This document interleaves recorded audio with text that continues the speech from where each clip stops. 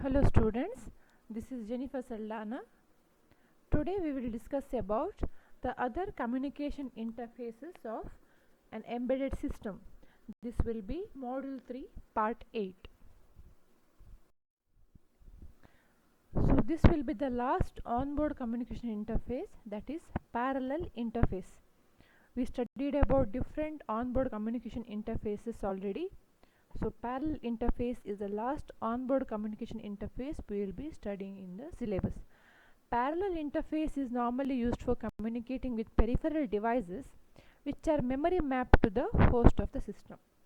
Memory mapped means processor uses same address space to address both memory as well as I/O devices. The host processor or controller of the embedded system contains a parallel bus, and the device which supports parallel bus can directly connect to this bus system. So microprocessor or controller in an embedded system will act as a host, and the device which supports parallel bus is directly connected to this parallel bus system. The communication through the parallel bus is controlled by the control signal interface between device and the host. The control signals for communication includes read-write signal and device select signals. So the control signals used in the communication are read or write and the device select. So device select signal is used to select a particular device which is communicating with the host at that particular timing instant. Read control signal enables the read operation, reading from the device into the host. Write operation or the write signal controls the write operation. Write operation is the data transfer from the host to the device. So host here is either processor or controller. The device normally contains a device select line, and the device becomes active only when this line is asserted by the host processor. The direction of the data transfer, that is host to device or device to host, can be controlled through the control signal lines read or write. So if the control signal is read, or if the read signal is activated, the data transfer is from device to host. If it is write, it is from the data transfer is from the host to device. Only the host processor has control over the read and write control signals. So the pictorial representation of a parallel interface communication.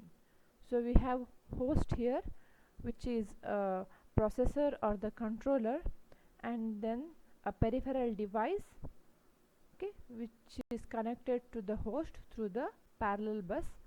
So we have address bus and the data bus, okay, and then the control signals read bar, write bar, and the chip select signal. So read, write and chip select, they are active low signals.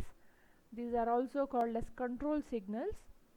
Okay, active low means they are active when bit 0 is transmitted, not bit 1.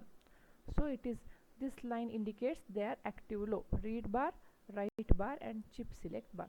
Now to read from the peripheral device or to write into the peripheral device, first the device has to be addressed by the processor.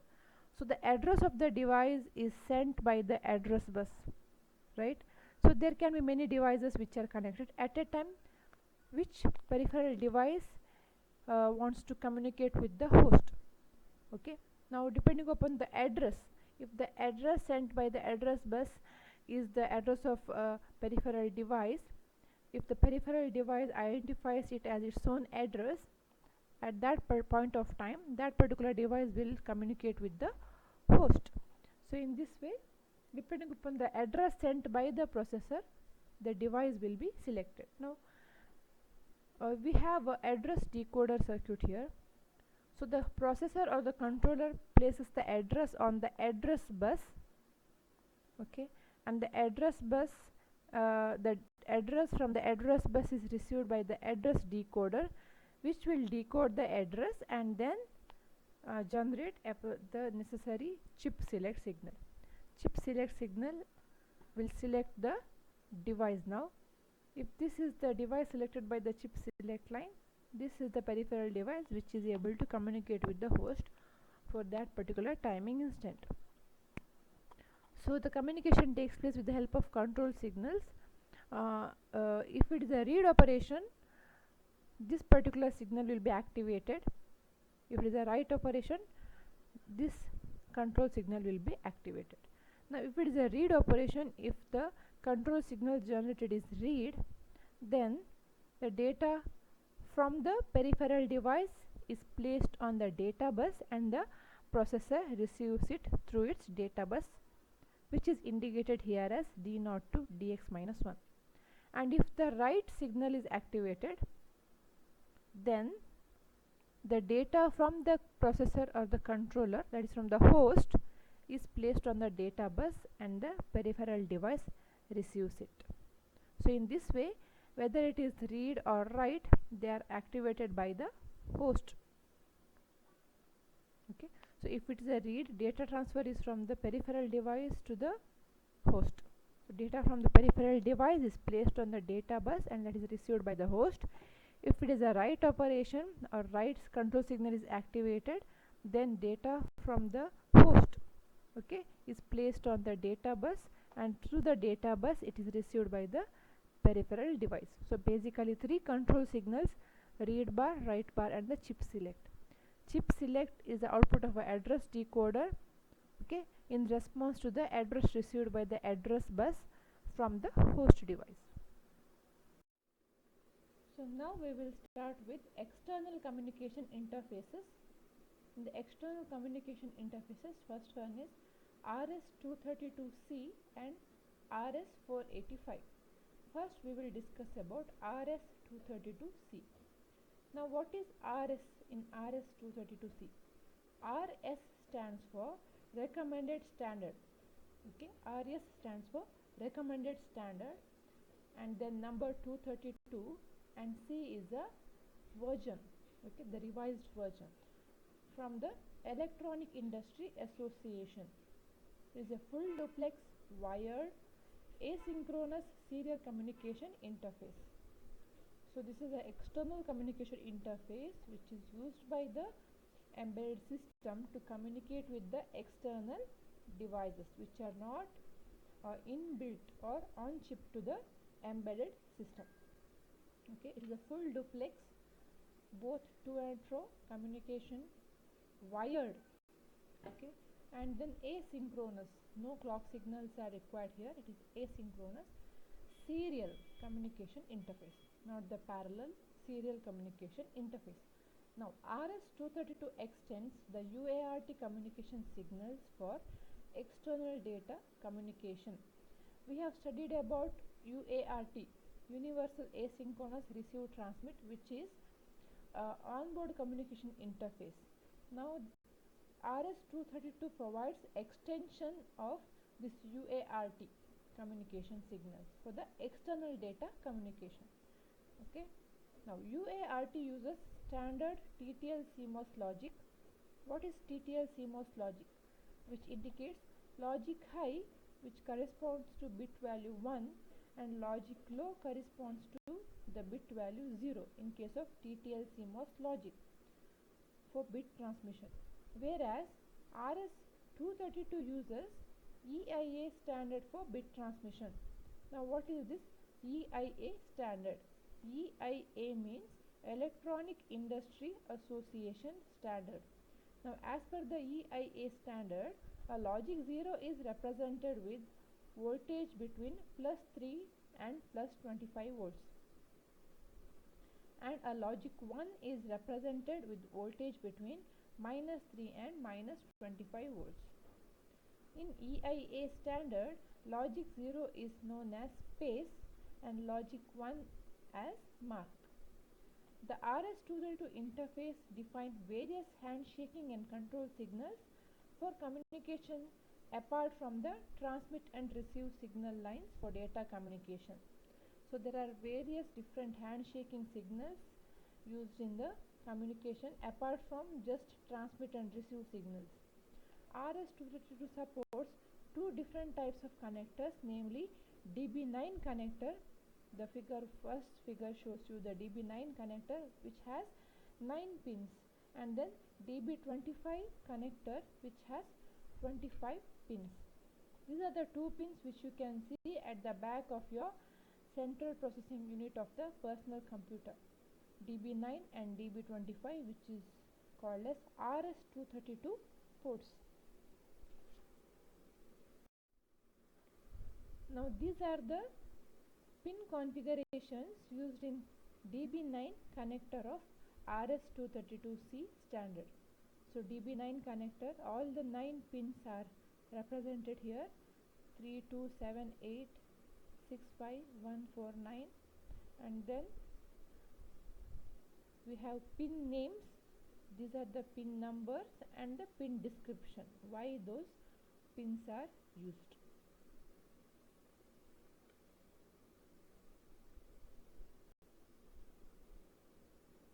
So as you can see here,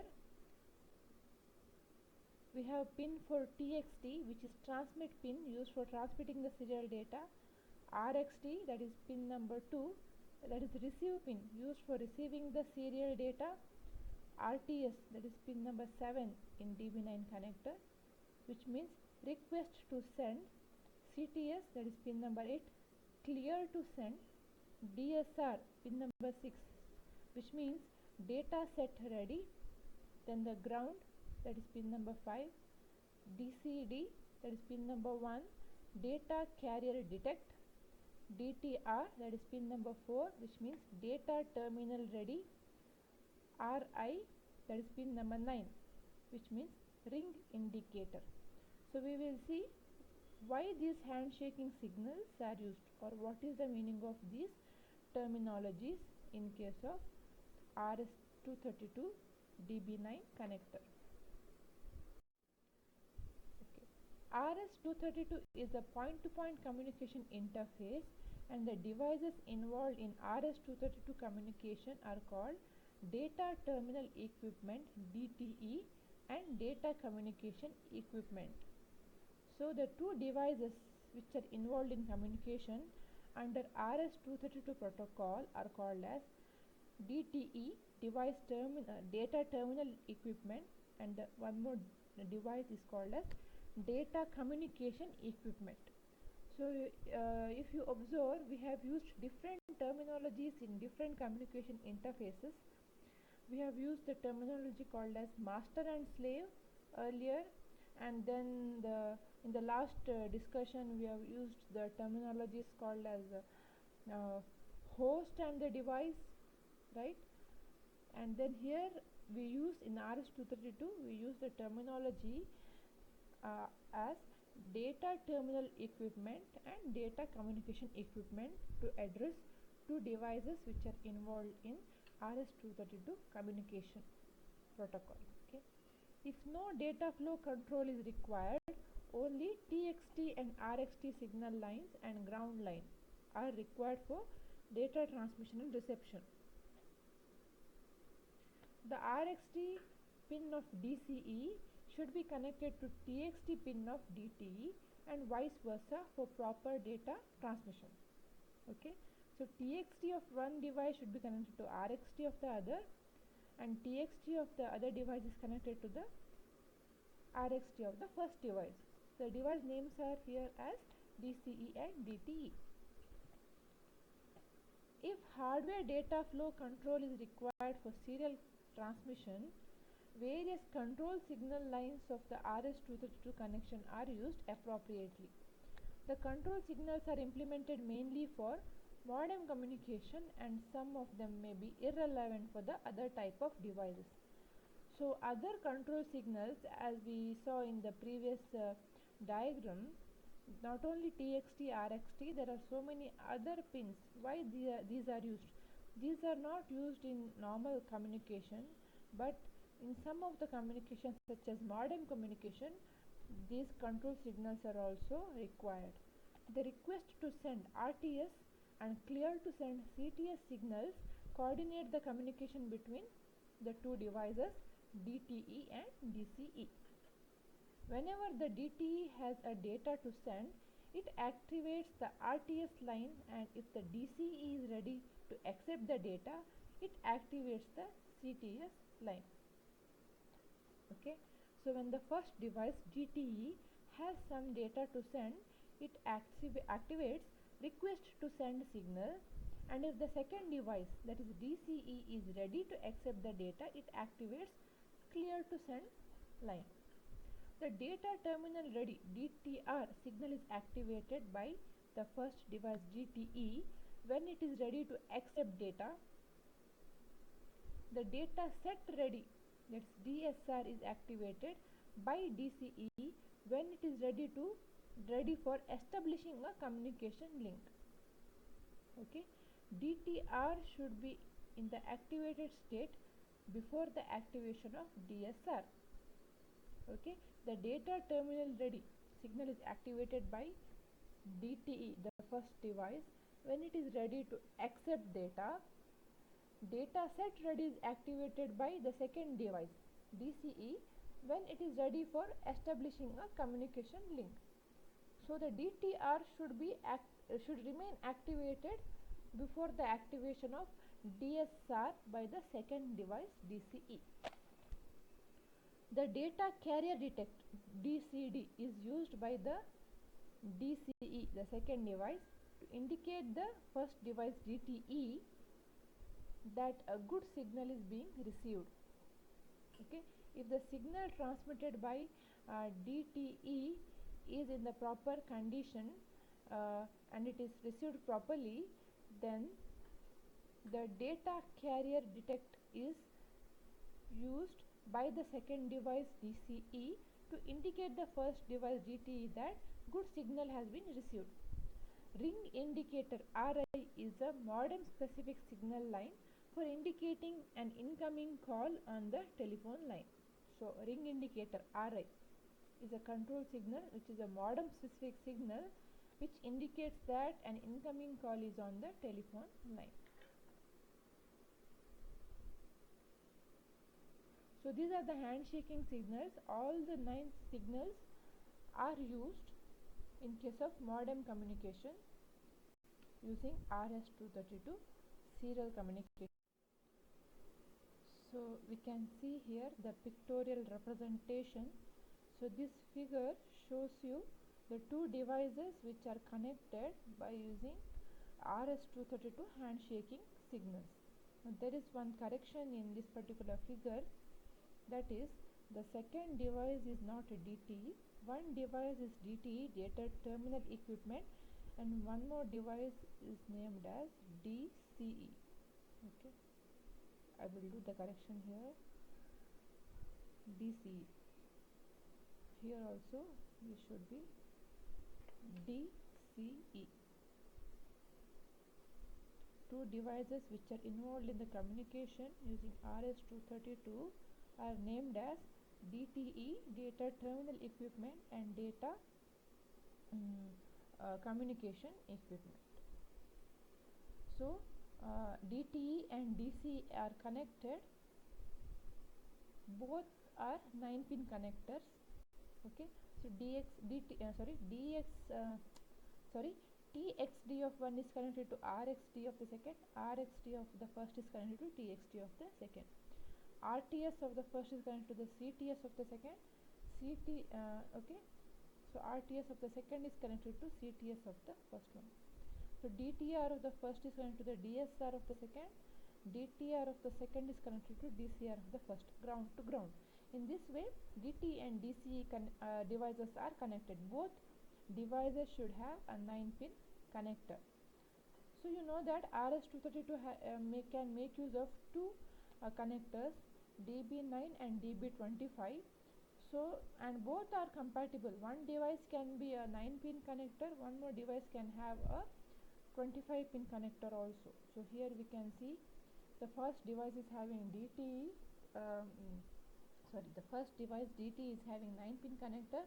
Second device is making use of the 25-pin RS-232 connector. Okay, so RS-232 25 pin connector also will have some of its pins same as that of the DB9. Okay, so in this way they are connected to the same pins. Okay, TXT of the first to RXT of the second, TXT of the second to the RXT of the first, but the pin numbers are different here because it has totally 25 pins. Okay, so a device with the 9 pin connector can be connected to a device with 25 pin connector. They have the common pins.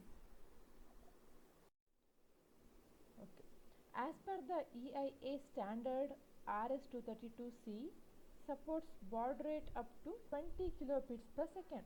Baud rate means the rate at which the data transfer takes place, and the unit is bits per second. So in RS-232C standard, okay, the baud rate is up to 20 kilobits per second, and the upper limit is 19.2 kilobits per second. Okay. The commonly used baud rates by devices are 300 bits per second, 1200 bits per second, 2400 bits per second, 9600 bits per second, 11.52 kilobits per second, and the maximum limit is 19.2 kilobits per second, which is rounded off to 20 kilobits per second. The maximum operating distance supported in RS-232 communication is 50 feet at the highest supported baud rates. So at the highest supported baud rate, that is at 20 kilobits per second, the distance between two devices can be up to 50 feet, and it is a wired interface, as we know. Embedded devices contain a UART for serial communication, and they generate signal levels conforming to TTL CMOS logic. A level transistor IC like MAX232 from Maxim Dallas Semiconductor is used for converting the signal lines from the UART to RS-232 signal lines for communication. On the receiving side, the received data is converted back to digital logic level by the converter IC. Converter chips contain converters for both transmitter and receiver. So as you know, UART uses TTL logic, and then the RS-232 uses the EIA standard, right? So there should be some conversion required when RS-232 is used as an extension of UART. RS-232 uses single-ended data transfer and supports only point-to-point communication and not suitable for multi-drop communication. RS-422 is another serial interface standard from EIA for differential data communication. It supports data rates up to 100 kilobits per second and distance up to 400 feet. RS-422 supports multi-drop communication with one transmitter device and receiver devices up to 10. Okay. RS-485 is an enhanced version of RS-422, and it supports multi-drop communication with up to 32 transmitting devices and 32 receiving devices on the bus. The communication between devices in the bus makes use of the addressing mechanism to identify the slave devices. So when there are multiple receiving devices and multiple transmitting devices, there should be a system which is capable of addressing these slave devices. RS-232 makes use of point-to-point communication. RS-422 can make use of one transmitter and multiple receivers, whereas RS-485 makes use of multiple transmitters as well as multiple receivers, where transmitter and the receiving devices are of same number.